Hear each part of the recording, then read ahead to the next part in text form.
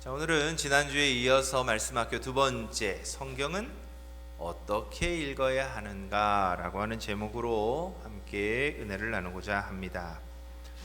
자, 지난 시간 우리는 성경이 하나의 큰 이야기라고 하는 것을 배웠습니다. 그냥 우리는 성경 한 장 한 장을 읽어 나가지만 우리가 읽는 성경 한 장 한 장은 이 전체 66권이 가지고 있는 큰 역사의 테두리 안에서 한 부분일 뿐인 거죠. 그러니까 우리는 오실 예수님, 오신 예수님, 또 다시 오실 예수님이라고 하는 예수님에 관련된 큰 하나의 이야기 안에서 우리는 하나님의 말씀을 끊임없이 이해해 가야 합니다. 그런데 우리가 드라마의 전체 줄거리를 다 안다고 해서 모든 대사를 다 이해할 수 있는 것도 아닙니다. 자, 많은 성도가 성경을 읽다 보면 자꾸 내가 보고 싶은 것만 보고 듣고 싶은 대로 해석하는 우를 범하곤 합니다. 이것은 마치 의사의 처방전 안에서 문장은 빼고 단어 몇 개만 골라 읽는 것만큼이나 아주 위험한 일입니다.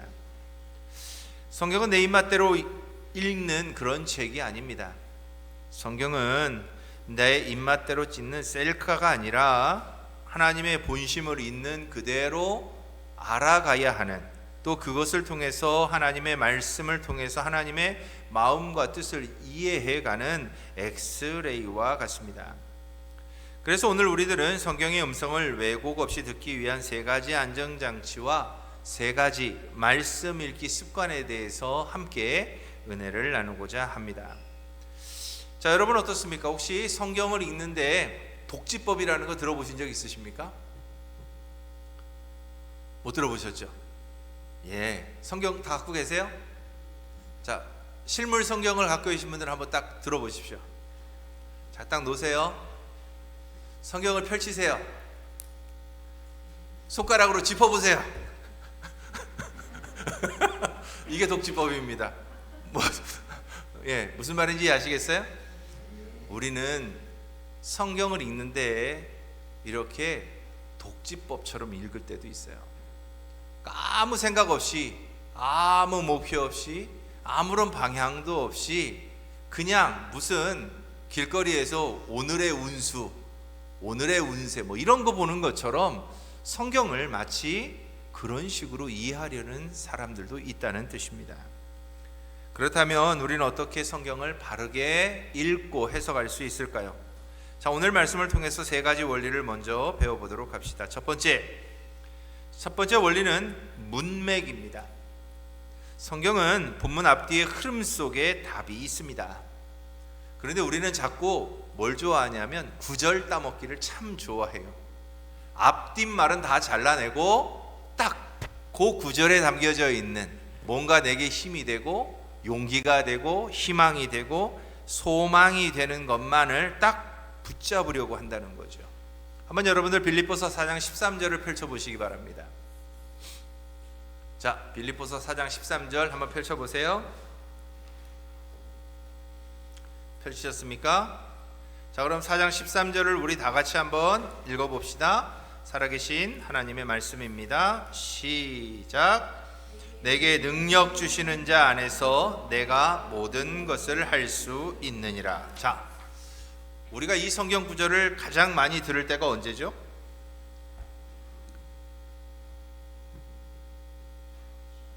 시험 볼 때, 그죠? 시험을 앞두고 있을 때, 뭔가 중요한 일들을 앞두고 있을 때 우리는 이 구절을 읽으면 갑자기 힘이 막 솟아나요. 그죠? 옛날 만화 영화에 보던 뽀빠이가 딱 시금치를 먹으면 갑자기 빰빠라밤 하면서 막 힘이 세지는 것처럼 이 말씀을 읽으면 매우 힘이 나는 것 같아요. 그리고 이 말씀을 어떻게 적용하느냐? 내게 능력 주시는 자 안에서 내가 모든 것을 할 수 있다.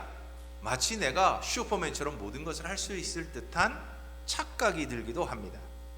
그런데 실제로 이 말씀은 어떤 상황에서 주어졌을까요? 이걸 이해하려면 앞에 있는 11절과 12절을 읽어야 합니다. 우리 같이 한번 읽어보시죠. 11절과 12절입니다. 시작. 내가 궁핍함으로 말하는 것이 아니니라. 어떠한 형편에든지 나는 자족하기를 배웠노니 나는 비천에 처할 줄도 알고 풍부에 처할 줄도 알아. 모든 일 곧 배부름과 배고픔과 풍부와 궁핍에도 처할 줄 아는 일체의 비결을 배웠노라. 자, 여기서 말하는 내가 모든 것을 할 수 있다는 말은 이 앞에 있는 구절들을 통해서 해석해 보면 뭐라고 말할 수 있죠? 풍부할 때나 가난할 때나 비천했을 때나 존귀했을 때나 나는 변함없이 내가 예수 믿는 사람답게 살 수 있는 일체의 비결, 능력을 갖고 있다는 뜻이에요. 다시 말하면 내게 능력 주시는 자 안에서 내가 모든 것을 할 수 있다는 말은 나를 둘러싸고 있는 주변의 다른 환경이 내가 생각했던 것과 전혀 다를지라도 나는 흔들림 없이 내가 가야 하는 그리스도인으로서의 길을 갈 수 있습니다 라고 하는 고백이 여기서 바울이 말하고자 하는 모든 일이라는 거죠. 그런데 우리는 이 모든 일을 어디로 끌어와요? 당장에 내 눈앞에 있는 시험으로 끌어오는 거예요. 그래서 내게 능력 주시는 자 안에서 나는 이 시험을 잘 볼 수 있습니다. 내게 능력 주시는 자 안에서 이번 취업 성공할 수 있습니다. 내게 능력 주시는 자 안에서 내가 지금 해야 하는 이 사업이 잘 될 겁니다 라고 해석하고 받아들인다는 겁니다. 그건 바울이 또 성령 하나님께서 우리에게 주신 말씀과는 전혀 다른 이해라는 거예요. 그런데도 우리는 이처럼 그냥 문맥 안에서 전체 구절 안에서 앞뒤 생각하지 않고 딱 한 구절을 딱 떼어서 그것만으로 우리는 성경을 다 아는 것처럼 해석하고 적용하고 말하기도 한다는 거죠. 기억하십시오. 성경은요, 큰 이야기 속에 있어요. 그렇다면 내가 읽고 내가 받아들이는 그날의 성경들도 한 구절이 아니라 그 구절이 위치한 앞뒤의 문맥들을 충분히 고려해서 정말 무엇을 우리에게 말하고자 하는지를 우리는 어떻게 해야 되는 거죠? 이해해야 되는 거죠.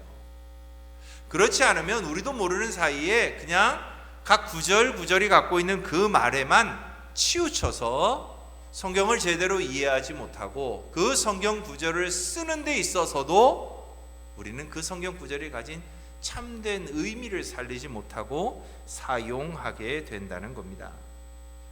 기억하십시오. 빌립보서 4장 13절에 나와 있는 능력은 슈퍼맨과 같은 능력이 아닙니다.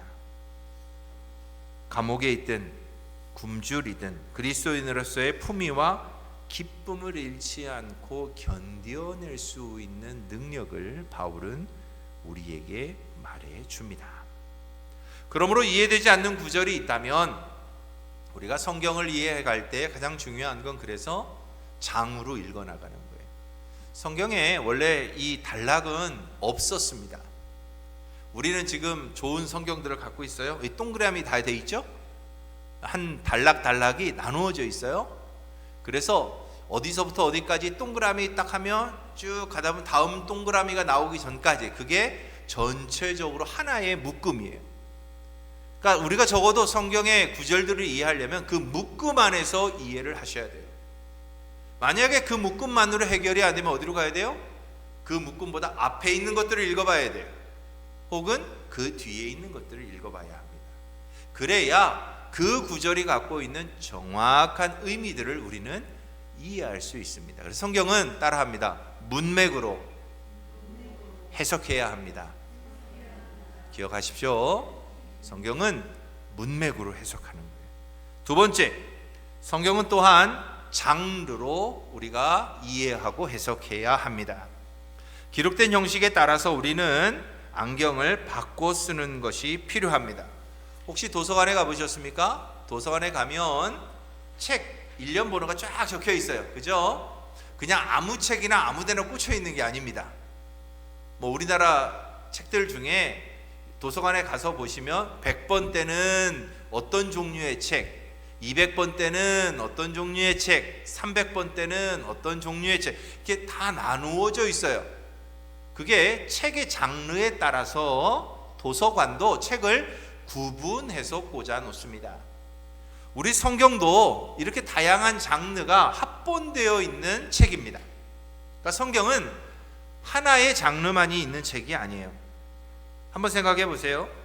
혹시 시집을 읽으면서 라면에 나와 있는 그 레시피 있죠. 물을 500cc 넣고 끓이세요. 뭐 시집을 읽는데 혹시 그런 문구를 기대하시는 분 있습니까? 누구도 시에다가 그렇게 상세한 설명을 달진 않죠. 시라고 하는 것은 사람의 감정을 담는 거기 때문에 그렇습니다. 혹시 그 여러분들이 사고 있는 상품의 이 안내서나 상품 설명서를 읽으면서 감동적이야 막 눈물을 흘려보신 적 있습니까? 없죠? 왜죠? 설명서는 그냥 설명하는 글이에요. 그곳에 사람의 감정을 담지는 않습니다. 그러면 라면 레시피를 읽을 때는 레시피에 걸맞게 우리는 이건 설명하는 글이야 라고 생각하고 읽어야 되는 거고, 시집을 읽을 땐 이건 우리가 감동받아야 되는 책이야 라고 생각하면서 읽어야 되는 거죠. 우리가 거꾸로 읽지는 않는다는 거예요. 자, 그렇다면 성경은 어떤 장르들이 있을까요? 첫 번째로 율법서가 있습니다. 창세기, 출애굽기, 레위기, 민수기, 신명기까지 율법서예요. 이 율법서는요, 뭐가 많겠어요? 그러니까 자세한 설명이 많아요. 그곳에서 막 감동을 얻고 막 이러려면 우리가 아주 특출나지 않으면 모세오경을 읽으면서 감동이 오지 않습니다. 뭐 동물의 배를 가르고 뭐 동물 몇 마리를 드리고 뭐 뭐를 얼마 곡식을 얼마큼 드리고 이런 설명문을 읽으면서 우리가 감동을 받지는 않잖아요. 그러니까 적어도 율법서를 읽으면서는 우리의 거룩을 유지하는 삶의 기준, 우리가 무엇을 지키고 무엇을 행하고 무엇을 하지 말아야 하는지 하나님이 갖고 계신 율법적 기준을 알기 위해서 모세오경을 공부하는 거예요. 읽는 거예요. 그런데 그곳에서 다윗의 시처럼 솔로몬의 시처럼 놀라운 감동이 있기를 이렇게 하면서 읽으면 안 된다는 거죠. 율법서는 율법서에 맞는 시각으로 읽어야 한다는 겁니다. 두 번째로 역사서가 있습니다. 여호수아서부터 시작해서 여호수아, 사사기, 룻기, 사무엘상하, 열왕기상하, 역대상하, 에스라, 느헤미야까지 역사서입니다. 이 속에는 이스라엘의 역사들이 쭉 들어있죠. 그런데 그 이스라엘 역사로 보는 게 아니라 우리는 뭘로 봐요? 하나님이 역사 가운데서 어떻게 일하셨는지를 우리는 그 역사서를 통해서 보는 거예요. 그러니까 역사서를 읽으면 우리 어때요? 굉장히 재밌어요. 마치 우리나라 역사 드라마 보는 것 같아요. 뭐 조선실록, 뭐 조선왕조 500년 뭐 이런 것처럼 이스라엘의 역사 가운데 하나님이 막 일하시면서 그들로 하여금 때로는 기쁘게 하고 때로는 심판하시고 막 전쟁도 있고 막 개인적인 갈등도 있고 너무너무 풍부한 이야기들이 그 속에 담겨 있습니다. 그러니까 역사서를 읽을 때는 우리가 마치 드라마를 읽는 것처럼, 드라마를 보는 것처럼 각각의 이야기들을 아주 즐겁게 읽어가야 되는 거예요. 그리고 그 속에서 주는 하나님의 교훈들을 보는 거죠. 세 번째 장르가 있습니다. 시가서가 있습니다. 뭐죠? 우리가 잘 아는 시편, 잠언, 전도서입니다. 이 속에는 뭐가 있어요? 수많은 서정시가 담겨져 있습니다. 이 책은 우리가 머리로 읽는 책이 아니에요. 뭘로 읽어야 되는 거죠? 가슴으로, 마음으로 읽어야 되는 책들이에요. 막 시를 읽는데, 시가서를 읽는데 율법서 읽듯이 읽으면 그 시가서가 맛이 나겠어요? 여호와는 나의 목자시니 내게 부족함이 없으리로다. 이 감동적인 식구를 읽는데 어떡하라고? 뭘 지키라는 거야? 뭐 이렇게 우리가 생각하면서 읽지는 않는다는 거죠. 하나님이 내 인생과 함께 하시면서 행하실 그 놀라운 일들을 우리도 기대하고 그 하나님이 함께 하실 때의 그 기쁨과 감격을 우리는 기대하면서 이 시가서들을 읽어야 된다는 겁니다. 마지막으로 서신서들이 있죠. 교훈입니다. 당시 교회 문제에 대한 구체적인 가이드라인이죠. 그러니까 하나님께서 교회를 이 땅에 존재하게 하시고 교회 안에 사람이 모이는 곳이니 여러 가지 문제가 있을 수밖에 없었습니다. 그 모든 문제들을 하나하나 사도 바울을 통해서 또 여러 사도들을 통해서 해결할 수 있도록 지혜를 흘려보내 주셨습니다. 그것이 서신서입니다. 여기에 기록하지 않았지만 예언서가 있죠. 하나님께서는 또한 오실 메시아에 대하여 하나님은 수많은 예언자들을 통해서 우리에게 말씀해 주셨습니다. 그러니까 예언서를 읽을 때는 뭘 기준으로 읽는 거예요? 오실 메시아를 기준으로 읽는 거예요. 그러니까 예언서 안에는 수많은 그때 당시의 상황이 있습니다. 그때 당시 이스라엘 백성들이 무슨 죄를 지었고 그때 당시에 이스라엘의 상황이 어떤 상태에 있었고 뭐 이런 다양한 것들이 들어있지만 결국 예언서가 말하고자 했던 그 수많은 이야기들의 핵심은 하나예요. 오실 예수님에 대한 이야기입니다. 그러니까 예언서를 읽으면서는 시가서를 읽을 때랑은 달라야 되는 거죠. 일반적인 역사서를 읽을 때와도 달라야 되는 거죠. 각각의 장르에 따라서 우리는 하나님의 말씀을 읽어야 합니다. 그래서 우리는 성경을 읽을 때 이 책이 도대체 어디에 위치하고 있는지를 먼저 생각할 수 있어야 되는 거죠. 그리고 그 장르에 맞게 책을 읽어야 되는 거예요. 교과서를 읽어야 될 땐 교과서 읽듯이 읽어야 되고 소설책을 읽을 때 소설책을 읽듯이 읽어야 되고 시집을 읽을 땐 시집을 읽는 감성으로 책을 대해야 되는 것처럼 성경도 그 장르에 따라 우리가 읽고 해석해야 실수하지 않는다는 겁니다. 기억하십시오. 자, 세 번째는 상호 해석입니다. 따라서 합니다. 상호 해석. 성경은 성경으로 해석하는 겁니다. 기억하십시오. 성경은 성경으로 해석합니다. 따라하십시다. 성경은 성경으로 해석합니다. 그렇습니다. 우리가 성경을 읽다 보면 잘 이해가 되지 않는 구절들이 나올 수 있습니다. 그런데 그럴 때 우리가 성경을 해석할 때 내 생각이나 세상적인 지식이나 혹은 세상의 철학이 아니라 다른 성경 구절에 반드시 비추어 보아야 합니다. 아주 중요한 기초적인 사실이 있는데요. 성경은 한 저자의 작품이기에 결코 충돌하지 않습니다. 우리는 흔히 성경을 읽으면서 우리 많은 그리스도인들도 오해하고 있는 것이 하나 있습니다. 바로 믿음과 행위에 관련된 겁니다. 우리가 바울의 서신을 읽다 보면 바울은 오직 뭘 얘기하죠? 믿음을 얘기합니다. 너희들은 믿음으로 구원받았다. 그죠? 그런데 성경을 읽다 보면 신약 성경에 야고보라고 하는 사도는 너희가 맨날 말로만 하는 믿음은 소용없다. 뭘 강조하죠? 행해야 한다. 행함이 없는 믿음은 어떤 믿음이다? 죽은 믿음이다 라고 이야기합니다. 그러다 보니까 우리는 자꾸 믿음이 이리 왔다 저리 왔다 그래요.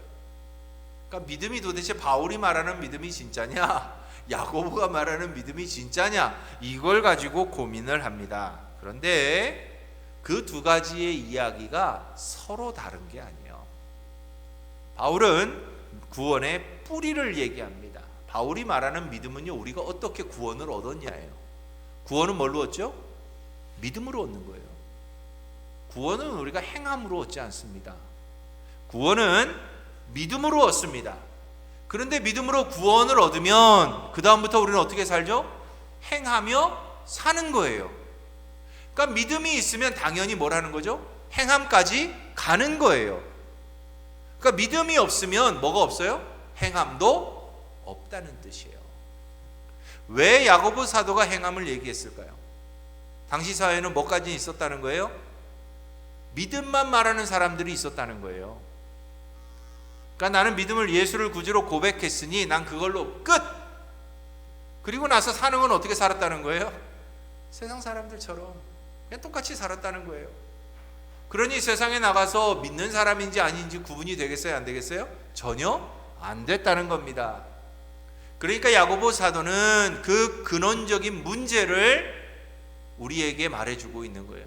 당신이 정말 믿음이 있습니까? 그러면 어떻게 살라고요? 믿음대로 행하십시오. 당신이 구원받은 그 믿음을 무엇으로? 행함으로 반드시 표현해 내십시오라는 겁니다. 여러분들, 우리가 다른 사람들과 좋은 관계를 맺어가면서 특별히 다들 연애할 때 우리 가장 많이 하는 말이 뭐죠? 사랑합니다. 그죠? 자, 사랑합니다. 그런데 위험한 상황이 처했는데 남자가 여자만 놓고 도망갔어요. 사랑하는 겁니까? 말로는 맨날 사랑한다 그랬는데 실제로 삶에서는 안 사랑하는 거잖아요. 그죠? 맨날 사랑합니다, 사랑합니다 했는데 먹을 게 하나 있는데 안 나눠 먹고 자기 혼자 쏙 먹어버렸어요. 사랑하는 겁니까? 안 사랑하는 거죠. 사랑하면 콩 한 쪽도 어떻게 해야 되는 거예요? 나누는 거예요. 사랑하면 무거운 거 들고 가면 옆에서 얼른 들어주는 거예요. 사랑하면 혼자서 무겁게 막 뭐 하고 있을 때 그 곁에 가서 같이 짊어져 주는 거예요. 그게 사랑이 뭘로 표현되는 거죠? 행동으로 표현되는 거잖아요. 그래야 사람은 뭘 느낄 수 있어요? 사람은 기본적으로 나를 사랑받고 있구나라고 느끼는 거죠. 믿음이 그렇다는 거예요. 하나님을 향해서 인간이, 죄인인 우리가 하나님 사랑합니다, 나는 하나님을 믿습니다 라고 말로만 하는 것이 아니라 내가 정말 하나님을 믿는다면 뭘 해야 된다는 거죠? 하나님이 하신 말씀대로 우리는 반드시 살아내야 한다는 거예요. 그러니까 바울과 야고보가 말하고 있는 것은 서로 다른 이야기가 아니에요. 서로 충돌하는 이야기가 아닙니다. 구원은 믿음으로 얻습니다. 바울의 말이 맞습니다. 그러나 그렇게 믿음으로 구원을 받지만 그 구원받은 사람은 반드시 누구처럼? 야고보의 말처럼 행함으로 그 믿음이 드러나야 하는 겁니다. 그러니까 바울과 야고보가 서로 싸우고 있는 거 아닙니다. 그러니까 우리가 자칫 이해하면 어떻게 돼요? 야, 저 사람은 행함이 없으니까, 저 사람은 행동하는 게 없으니까 믿음이 없는 사람, 이렇게 얘기할 수 없다는 거예요. 실제로는 저 사람은 구원 못 받았어, 이런 얘기를 그 사람의 믿음을 가지고 얘기하는 거지 행함을 갖고 평가할 수는 없습니다. 다만 행함은 그 믿음을 드러내는 하나의 방편인 겁니다. 기억하세요. 그러니까 우리는 구원의 열매가 어때야 하는지, 구원의 뿌리가 무엇인지 각각의 차이점들을 생각하면서 성경이 성경을 해석하게 만들어 주어야 하는데, 우리는 자꾸 성경을 내 생각으로, 내 이해 범주 안에서만 해석하고 적용하려고 한다는 겁니다. 그래서 우리는 성경이 성경을 해석하게 하는 이 상호 해석의 원리로 반드시 성경을 읽어야 합니다. 우리나라 성경에 좋은 성경이 하나 있어요. 뭐죠? 관주 성경이라는 겁니다. 지금은 많이들 안 쓰세요, 관주 성경을. 그런데 제가 가지고 있는 이 성경책처럼 중간에 보면 수많은 표시가 있고 거기에 관주가 달려 있습니다. 무슨 말이냐 하면, 가령 어떤 성경 구절 안에 어떤 단어가 나오면 그 단어 옆에 조그마한 글씨로 표시가 돼 있어요. 그리고 그 표시가 아래나 뭐 중간이나 다른 데 보면 다른 성경 구절들이 쭉 쓰여져 있습니다. 이게 무슨 말이냐 하면, 그 헬라어나 히브리어 단어가 다른 성경 어디에 있다는 뜻이에요. 그러니까 만약에 섬김이다 그러면 그 섬김이라는 단어에 이렇게 동그라미로 표시해서 A라고 써놓고 밑에 가보면 섬김이란 단어가 나는 지금 마태복음을 읽고 있지만 누가복음 어디에 있고 마가복음 어디에 있고 서신서는 어디에 있고 이렇게 쭉 표시되어져 있는 성경을 관주 성경이라고 합니다. 그러니까 어떤 성경이 우리가 구절을 읽어 나갈 때 잘 이해가 안 될 때는 이 관주 성경을 보면 이게 어떤 상태에서 어떤 상황에서 말하고 있는 거구나 라는 것을 이해할 수 있도록 돕는 성경이 바로 관주 성경입니다. 그래서 혹여라도 성경을 읽으실 때 잘 모르시면 관주 성경을 한번 찾아보십시오. 그래서 그 단어의 줄기를 쭉 찾아가다 보면 그 구절이 담고 있는 진정한 의미들을 우리는 조금 더 쉽게 만날 수 있습니다. 자, 마지막 원리 네 번째는요, 모든 길은 예수로 통합니다. 이거는 변하지 않아요. 제가 아까 성경도 말씀드렸습니다. 창세기서부터 말라기까지 모든 구약 성경은요, 주제가 하나예요. 뭐죠? 오실 예수님, 메시아에 대한 이야기입니다. 사복음서는 이 땅에 오셔서 사신 메시아에 대한 이야기입니다. 서신서는 그 메시아를 통해서 구원을 받은 사람들이 함께 모인 교회 공동체의 이야기입니다. 마지막 요한계시록은 이제 승천하신 예수님이 다시 오시는 그날을 기대하며 쓴 책입니다. 그러니 성경의 모든 주제는 딱 하나로 통하는 거예요. 예수님이에요. 그러니까 우리는 성경을 읽으면서 그 성경 구절들 안에서 누구를 만나야 돼요? 예수님을 볼 수 있어야 한다는 겁니다. 예수님을 제외하고 우리가 성경을 이해할 때는 항상 어디로 가요? 산으로 가고 바다로 가는 거예요. 예수님이 살아진 채 성경을 인용하면 누가 나와요? 이단이 나오는 거예요. 우리나라에 있는 수많은 이단들이 성경을 안 쓸까요? 아니요, 그들도 성경을 똑같이 씁니다. 뭐가 다른 거죠? 해석이 다른 거예요. 그들의 해석 안에는 뭐가 사라져 있죠? 예수님이 없어요. 예수님보다 누가 더 나와요? 자기들이 주인공이래요. 예수님이 이 땅에 오셔서 메시아로 오셔서 모든 걸 다 이루셨는데 예수님도 불완전하다는 거예요. 자기들이 완전하다는 거예요. 그러니까 해석이 예수님이 사라지고 자기들이 주인공이 될 때 그곳에는 뭐가 남아요? 이단밖에는 남는 게 없어요. 그러니까 기억하십시오. 성경의 모든 이야기는 결국 예수님에 관한 이야기입니다. 예수님을 빼고는 우리는 성경을 이해할 수 없습니다. 이처럼 아무리 정교한 지도라도 목적지가 없으면 종이 쪼가리에 불과합니다. 율법에서 예수님의 거룩을, 시편에서 예수님의 고난을 발견해야 합니다. 예수님이라고 하는 안경을 쓰지 않으면 성경은 그저 고대 이스라엘의 이야기책에 불과합니다. 그래서 우리에게는 항상 성경을 해석하는 가장 중요한 핵심 안경, 예수님이 늘 있어야만 합니다. 그러니까 어느 곳에 가서든 혹여라도 누가 설교를 하든 그곳에 예수님이 없다면 그 설교는 제가 볼 때 잘못된 설교입니다. 설교 안에는 항상 누가 있어야 돼요? 예수님이 있어야 됩니다. 여러분들 혹시 집회나 부흥회나 이렇게 혹시라도 다닐 기회가 있으신 때 가셔서 잘 들어보십시오. 예수의 이야기가 없는 모든 성경은 잘못된 거예요. 우리의 신앙이 예수님을 중심으로 이루어지는 거잖아요. 그 예수님이 없는 설교가 무슨 의미가 있어요? 예. 제가 언제 말씀드렸죠? 태국에 가면 사원에 스님들이 우리로 얘기하면 이 법회 같은 걸 하죠. 이렇게 그래서 설교 같은 걸 해요. 저희가 주일에 하는 것처럼 저희처럼 1시간에 딱 걸쳐서 하는 게 아니라 이분들은 앉으면 보통 한 3시간, 4시간 앉아서 설법을 합니다. 근데 놀랍게도요, 그 설법에 뭐가 등장하는지 아세요? 성경 구절들이 등장해요. 예. 왜 등장해요? 좋은 이야기거든요. 선한 이야기거든요. 성경에 어디 죄 지으라는 이야기 있습니까? 없죠. 인내해야 되고 사랑해야 되고 베풀어야 되고. 근데 그들의 이야기 속에 없는 게 하나 있죠. 뭐죠? 예수님이 없어요. 수많은 성경 구절들이 나열되고 우리 인간의 삶을 위해서 제시되지만 그것을 명령하시고 그것을 살아내신 예수님이 없습니다. 그러니 그 말씀이 능력이 있겠습니까? 없는 거예요. 기억하십시오. 우리가 읽는 말씀의 주제는 예수님입니다. 자, 그렇다면 우리 영혼을 살리는 3가지 읽기 습관을 한번 봅시다. 자, 첫 번째 습관, 천천히 읽기입니다. 렉시오 디비나, 거룩한 성경을 우리 좀 거룩하게 읽읍시다 라는 뜻이에요. 성경을 무슨 밥 먹듯이, 밥도 천천히 드시는 분 있으니까 그렇게 말하면 안 되겠네요. 그죠? 이 성경은 우리가 뜨거운 죽을 먹듯이 살살 불어가면서 천천히 읽어야 되는 거예요. 그냥 후다닥 읽고 지나가면 성경을 제대로 우리가 음미할 수 없어요.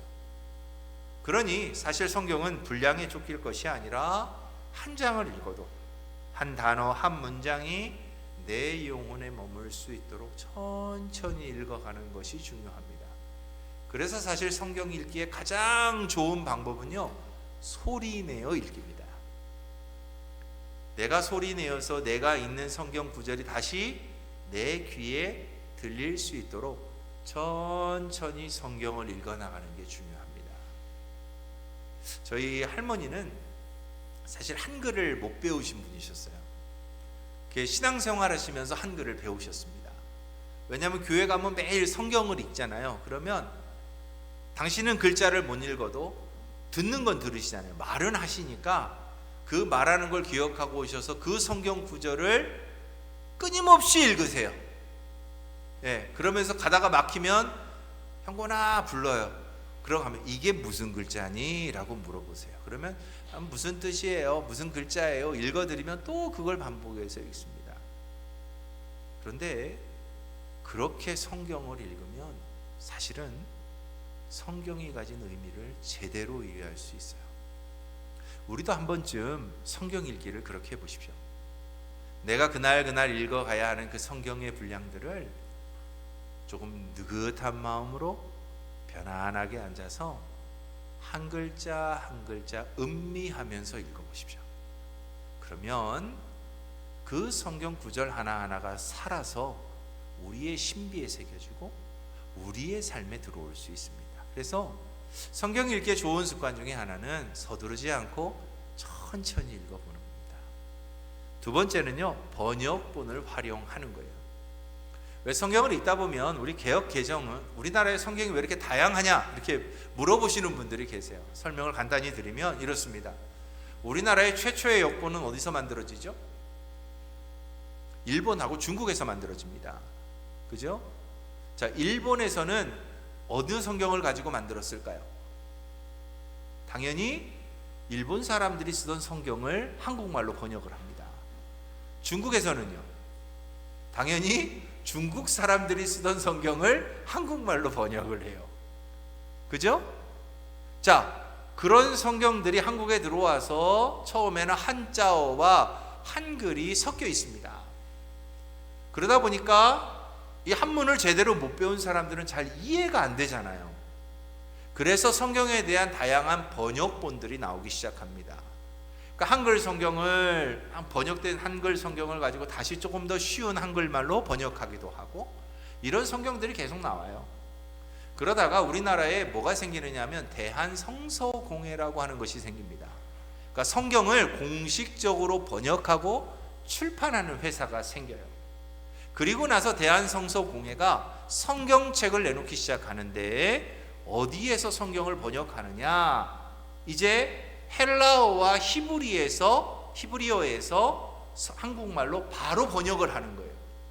이전 같으면 라틴어 성경을 한국말로 혹은 영어 성경을 한국말로 번역했다면 이제는 성경이 원래 쓰여졌던 아람어, 히브리어와 헬라어에서 직접 한국말로 성경을 번역하는 겁니다. 그래서 나온 최종본이 뭐냐? 우리가 지금 쓰고 있는 개역 개정판이라고 하는 거예요. 그러니까 우리가 가지고 있는 마지막 최종본은 어디서 나온 성경이냐?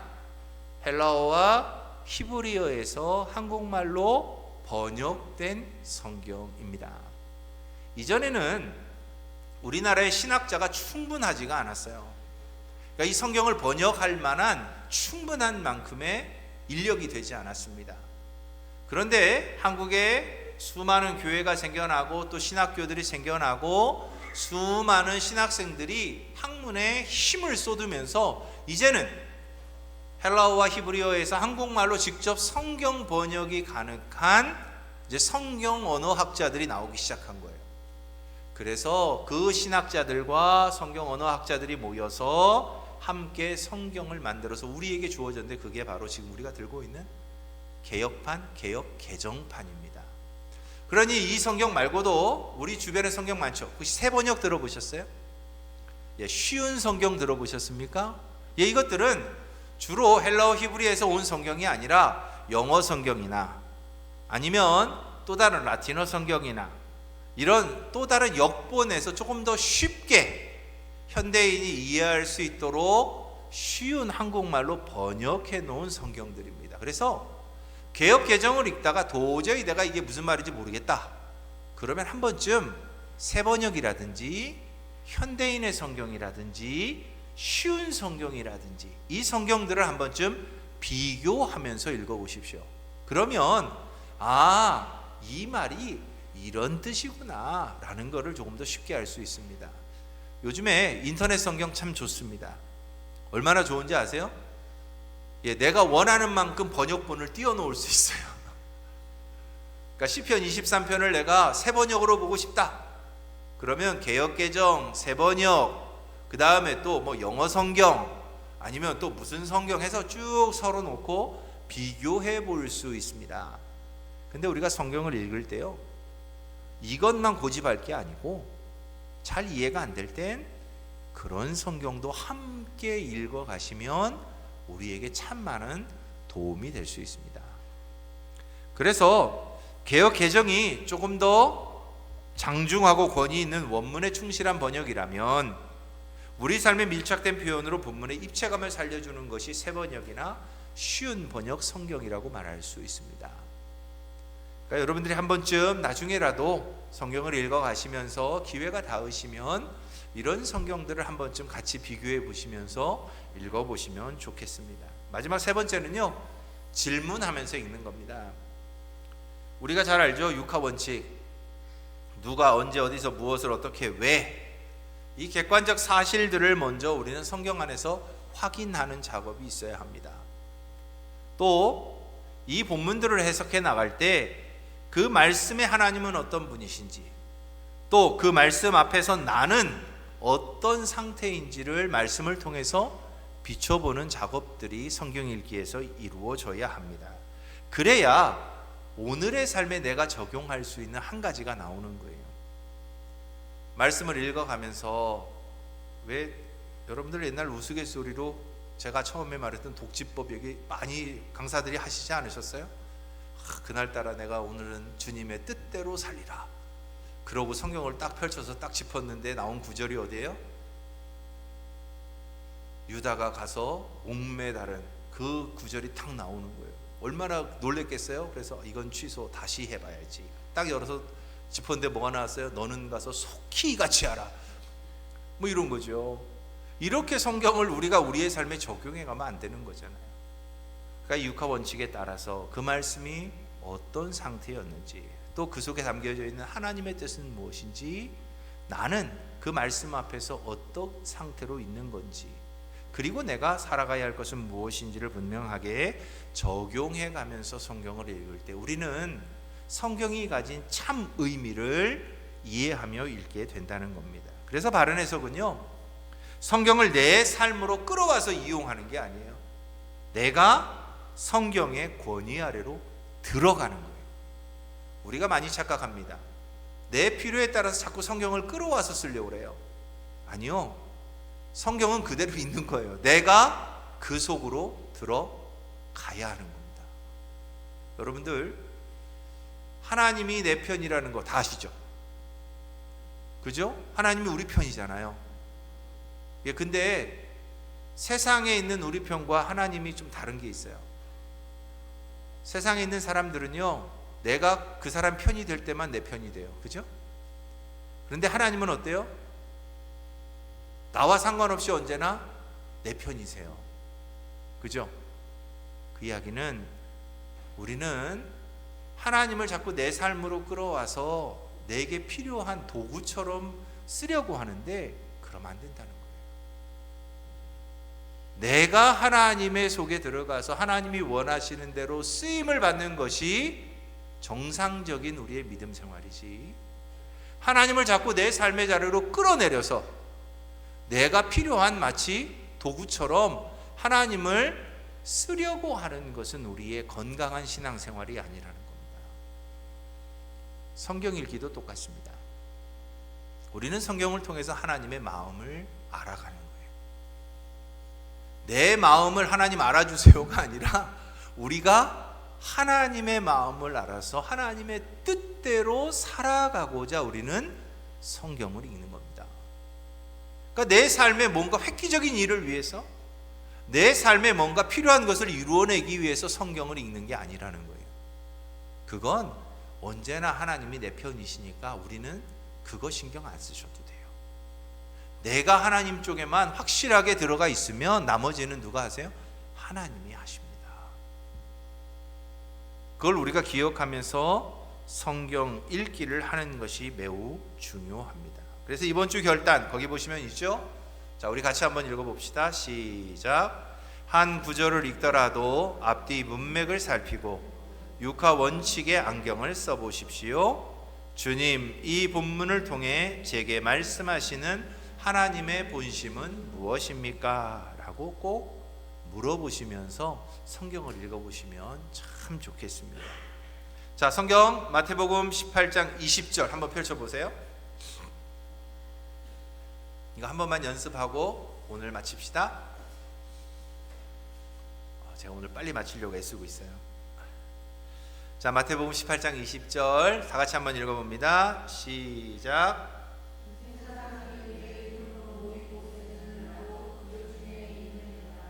자, 우리가 이 말씀을 어떨 때 가장 많이 쓰죠?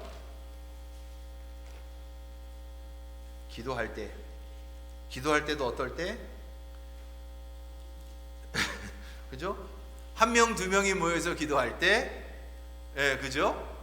두세 사람이 모인 그곳에 하나님이 계시니 우리가 어떻게 해야 된다? 힘냅시다. 실망하지 맙시다. 여기에도 하나님이 계십니다. 하나님은 두세 사람이 모여야 그곳에 함께 하십니까? 성경에서 말하고 있는 하나님은 어떤 분이시죠? 나 혼자 있어도 그곳에 계세요. 나 혼자 기도해도 하나님은 그곳에 계십니다. 나 혼자 기도한다고 하나님이 내 기도 안 들으십니까? 꼭 두세 사람이 함께 모여서 기도해야 그곳에서 하나님이 함께 하시면서 우리의 소리에 귀를 기울여 주십니까? 내가 하나님을 위해서 뭔가를 해야 할 때 나 혼자 하면 하나님이 그걸 기뻐하지 않으십니까? 아니요. 우리 하나님은요, 모이는 숫자와는 아무 상관이 없어요. 그런데도 우리는 너무 쉽게 이 구절을 어디에다 써요? 적은 사람이 모여서 뭔가를 할 때 하나님이 이곳에 함께 하시면서 우리와 함께 하십니다. 막 자꾸 이걸 강조하게 된다는 거죠. 자, 그런데 그렇다면 이 말씀은 도대체 육하 원칙에 따라서 한번 살펴보시죠. 18장 20절 보십시오. 자, 누가 하신 말씀입니까? 누가 하셨죠? 예수님이 하셨어요. 그죠? 언제 하셨을까요? 예수님이 하셨는데 언제 하셨죠? 예, 형제가 죄를 범한 것에 대해서 말씀하고자 하실 때 말씀하셨어요. 그죠? 자, 예수님께서 제자들에게 형제가 죄를 범하면 어떻게 하는지를 가르쳐 주시기 위해서 이 말씀을 하셨다는 거예요. 그렇다면 이 말씀이 담고 있는 건 하나님 앞에 우리가 기도할 때입니까? 예배할 때입니까? 봉사할 때입니까? 그런 거 아니에요. 이 말씀이 정확하게 우리의 삶의 자리에서 적용되어야 할 때는 어느 때죠? 우리가 누군가를 용서해야 할 때. 그죠? 누군가 죄를 범해서 고통 가운데 있을 때 그에게 우리가 어떻게 해야 하느냐라고 하는 질문 앞에서 이 말씀이 적용이 되어야 되는 거죠. 그게 아니고 우리가 모여서 막 예배를 해야 되는데 두세 사람 모였으니까 우리가 야, 하나님이 두세 사람 모인 곳에도 우리와 함께 하신다 했으니 우리 열심을 다해서 기도하면 하나님이 들어주실 거야. 이게 아니라는 거예요. 네. 그러니까 이 두세 사람을 그 자리에 모여든 사람들이 하나님 앞에서 무언가를 해야 하기 때문에 우리가 이 말씀을 통해서 힘을 얻자, 이게 아니고 이 말씀에 잘 관찰해 보면 예수님이 왜 이 말씀을 하셨는지를 우리는 너무나도 쉽게 이해할 수 있다는 거예요. 그럼 여기서 말하는 두세 사람은 도대체 누구를 의미하는 걸까요? 당시 유대인의 법에 따르면 어떤 사람에게 죄를 물을 때는 몇 사람의 증인이 필요했어요? 두세 사람의 증인이 필요했어요. 그러니까 한 사람만 증언을 해서는 저 사람에게 죄를 물을 수 없어요. 반드시 두세 사람이 저 사람이 죄를 졌습니다 라고 얘기를 해야 그 사람의 죄가 공식적으로 죄로 인정이 되는 거예요. 그러니 예수님께서 이 말씀을 하신 것은 범죄한 죄인들을 바로잡기 위한 증인과 공동체의 대표가 두세 사람이 모여서 함께 그 사람의 죄에서 논하고 그 사람의 죄를 하나님 앞에서 함께 고백하며 그들을 회복시키고자 할 때 그 두세 사람이 모인 그곳에 누가 함께 하세요? 하나님이 하신다는 거예요.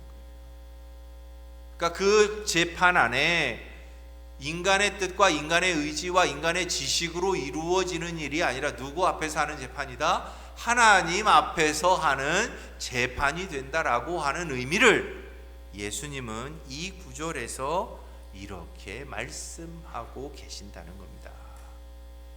그러니 우리가 성경을 읽을 때 이렇게 충분히 어떤 말씀을 앞뒤 문맥과 상황과 누가 왜 하셨는지를 고려하지 않고 읽으면 우리도 얼마든지 착각할 수 있다는 거예요. 자, 성경은 그래서 어떻게 읽어야 돼요? 제가 오늘 세 가지 원리를 말씀드렸습니다. 무엇이죠? 성경은 문맥을 따라서, 성경은 장르를 따라서, 성경은 상호 해석할 수 있도록 읽으셔야 합니다. 기억하세요. 두 번째, 뒤에 보면 적용 질문이 있습니다. 빌립보서 4장 13절의 능력을 문맥적으로 바르게 해석하면 어떤 능력이라고요? 모든 것을 할 수 있는 능력이 아니라 그리스도인의 품위와 기쁨을 잃지 않는 능력입니다. 어떤 상황에서도. 자, 성경의 장르 중 머리가 아닌 가슴으로 읽어야 하는 장르는 뭐라고요? 시가서입니다. 시가서를 지식적으로 읽을 수는 없죠. 시는 가슴으로 읽는 거예요. 감동을 받으면서 읽어야 돼요. 그러니까 시편을 읽으면서 우리는 뭘 해야 돼요? 감동 받아야 되는 거예요. 그 시편 안에서 우리가 막 구석구석 율법이 어쩌고 뭐가 어떻고 이런 거 거기서 아무리 찾아봐야 잘 안 나와요. 시편은 그냥 하나님이 주신 그 놀라운 은혜에 대한 감격의 문구로 읽으시면 됩니다. 이것처럼 성경은 어떻게 읽어야 할까요? 정확한 방법대로 읽으셔야 되는 거예요. 그래야 오해하지 않고 실수하지 않고 우리가 하나님의 뜻을 바르게 분별하며 나아갈 수 있습니다. 이렇게 성경을 읽어가는 저와 여러분들이 다 될 수 있기를 주님의 이름으로 축원합니다. 우리 함께 기도합시다.